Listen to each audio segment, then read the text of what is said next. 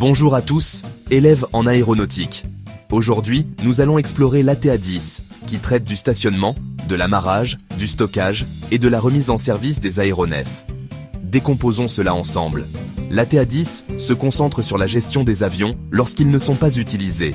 Il couvre le stationnement de courte durée, le stockage à long terme, l'amarrage par rapport aux conditions météorologiques et les étapes pour une remise en service en toute sécurité après une période d'inactivité. Ces procédures sont essentielles pour maintenir l'état de l'aéronef. Tout d'abord, le stationnement de courte durée.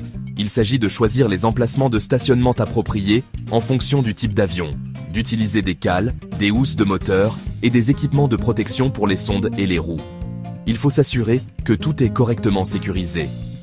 Ensuite, le stockage à long terme. C'est là que la préservation entre en jeu.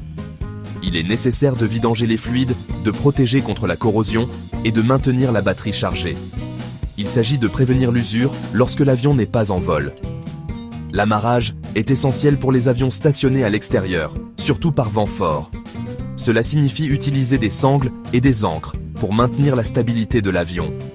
On ne veut pas de surprise lorsque le temps change. Parlons maintenant de la remise en service de l'avion. Après une période d'inactivité, des vérifications approfondies sont cruciales. Suivez la checklist méticuleusement. Inspectez, testez et vérifiez chaque composant pour garantir la sécurité et le bon fonctionnement. Pour les étudiants en aéronautique, l'ATA10 enseigne l'importance de la maintenance préventive. Vous apprenez à anticiper les effets du temps et des intempéries sur un avion et l'importance des procédures de préservation. C'est un excellent exercice de méthode, de prévoyance et de travail d'équipe. En résumé, l'ATA10 consiste à protéger un avion lorsqu'il est au sol et à le préparer avec diligence pour son prochain vol. Restez à l'écoute pour notre prochain épisode sur l'ATA11 où nous explorerons les plaques et les marquages. N'oubliez pas de vous abonner pour ne rien manquer. Merci de votre attention et à bientôt.